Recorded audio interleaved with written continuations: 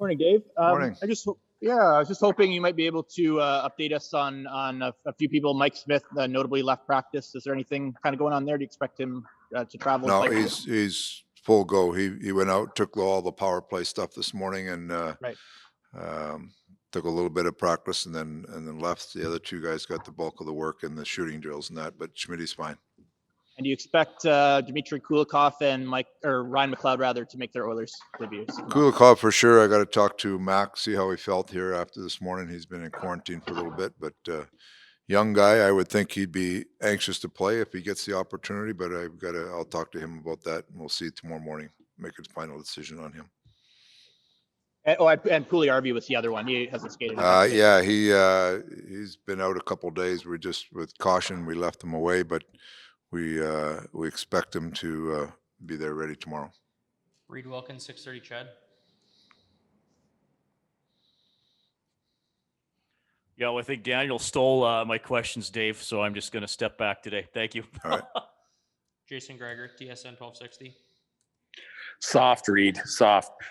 Hey, Dave, with Ryan McLeod, do you want to see him at center or on the wing to start?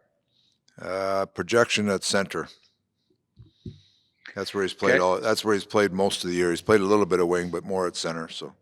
Yeah, and I know he's been doing some penalty kills. Just because of his speed and stuff, is that something, or is it too tough to bring in a guy, late in the year at this crunch time to put him on special teams right away? Well, we'll see. He got some reps with the second power play unit today. I don't anticipate using him on PK right away. We'll get him up and going first, but he's got both of those. Both of those are key parts of his game. That's the thing about him. He's a good two-way player, has good skill, can play power play minutes, and he's a real good, solid two-way player that can kill penalties. So I envision that becomes part of his part of the package that he has, but throwing him into both sides of special teams early, I think we'll probably see how we get him up and going first. With the 3 days off, I know you've been watching a lot of the North. Winnipeg, you guys have faced them now 7 times, and McDavid and your team's had a lot of success. You're 5-2. They've tried different matchups. You don't really get too caught up, Dave, in hard matchups very often this year. How come? Well, there's different things. I believe there's matchups both ways. There's matchups to defend people and matchups to exploit people. And sometimes the matchup that you get, you like, so that the other team's throwing. So it's, I really believe that it's sometimes you can overthink the game, and, a player like Connor or Leon, are you going to take them off the ice just because they put somebody else on? I think our guys are top guys. They can play against anybody. So there's rhythm to the game. There's different challenges that come in, but that's kind of the game within the game, that you have a feel for it. But I'm not a guy that I like to take our players out of rhythm because we're trying to run away from a matchup somewhere. Rob Tuchakowski, Post Media. Dave, for a player to make his NHL debut is always a difficult time. To do it in the stretch drive and perhaps against a playoff opponent, do you have to temper your expectations, or what would your expectations be for a young player stepping into that situation? Yeah, I think you got to keep everything in perspective for sure. It's a young player that's coming in, and he's had some real good success this year. I just hope he keeps playing the way he was, and if he does that, he can be an effective player. But there's going to be every young player that comes in the league is there's some jitters, but you see a lot of young players come in the league and they take off too. So we'll see how it goes. It's just a feel and see how he reacts to it. But I think, to your question, is it harder to come in at the end of the year in a stretch drive? Maybe, but the other thing about it is he's had a whole year of just proving himself and playing well down there, so he doesn't have to change a thing coming in. When a player jumps in at the start of the year, it might be a little more, he's not sure what to expect, but Mac knows exactly how to play and how he's been playing, and I think that'll give him confidence. You've had a few of these breaks in the season where you've 4 or 5, even 6 days off. coming back from those, do you have to hit the reset button? Like, what can you do based on your experience to hit the ground running? I think our guys have been pretty good. Like we've tried to manage our time where there's times when we really thought we needed rest, and there's times when it's maybe been too much of a break. But you keep everything in perspective. You look at our schedule going forward now. We got 4 games in 6 days here, so we use the rest as a, you're almost banking points in, or banking energy that you're going to need later on. So you recognize that when you have a few days off, your competitive edge goes down a little bit. Practices, you get some good practice and you try to compete a little bit in practice, but the rest is a factor. But getting the competitive edge back on game day is something you got to recognize you have to do. And we've talked about that, and I think we've managed that pretty well this year. Ryan Schrog, DSN.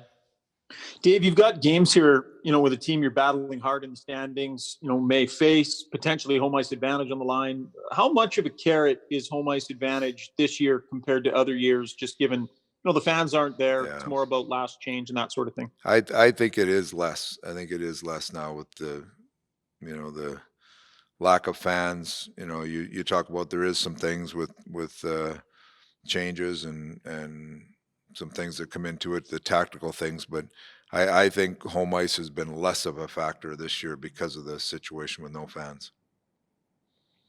Thanks. Daniel Ingram-Bowman.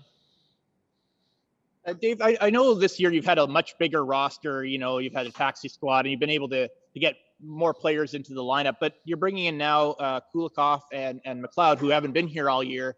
Normally, I guess you do that around the trade deadline, which gives you 20 or 25 games. Now you have 11. Is it a little more challenging to do it this time, or what are some of the concerns maybe from a coach to get guys up to speed with so few games left? Well, it's as the amount of players, it hasn't changed much because we've had the taxi squads around all year kind of thing. So that doesn't change. You're still managing. It feels like you've managed a playoff roster all year. So adding a couple of guys to it shouldn't make that much of a difference. Especially we've got some, a few injuries now. So it's, I think there's right now our guys should be thinking about its playoff mode. And we got 11 games left. They're in a playoff spot, but we should be in playoff mode. And there's some players that maybe haven't played as much. They have to know that they have to be ready if their opportunity comes. So it kind of your team is really dialed in, and you're trying to push this and play, get your game going at the highest level possible these last 11 games. And we talked about that after the 14-day break too, or the 14 games left after that break. But now you start, every game means so much. You're going to go in. I mean, you look at this week, we got 2 against Winnipeg. You got 2 against Calgary. That's fighting for their life. These are going to be hard playoff style games that you get a good evaluation of where you're at, and your team, you'd like to see your team rise to that challenge and see if we can continue to push our game ahead. You're throwing these guys a little bit into the fire, though. Are you you feel that, or is it they have experience from their years coming in, whether New Jersey or Bakersfield? I'm talking about McLeod and well, Kulikov. Kulikov's got lots of experience. He's excited to play, and if you're a young player, it's you've been waiting to get thrown in the fire for a long time, so might as well embrace it. Jack Michael, 630 Ched. Dave, what does it say about the system in Bakersfield that produces a guy that obviously the big league club can contribute? Because it's not like you're playing out the string. You've got a very good record. I would imagine this is a bit of a rarity. So what does that say? Well, Jay and his staff do an excellent job down there. Like, these guys are very well prepared when they come here. You saw what happened with Yamamoto last year. He came up about halfway through, and he had an impact on our team. So the system we have in place here at having coaches down in Bakersfield like we do is invaluable for the franchise. It's just, you develop players, and you have to develop players in today's game. And when you have a steady stream of them coming in that have put the work in down there and learned how to play the pro game, it's a huge advantage for your organization. So we're very lucky to have quality people down there that have done a great job with our prospects.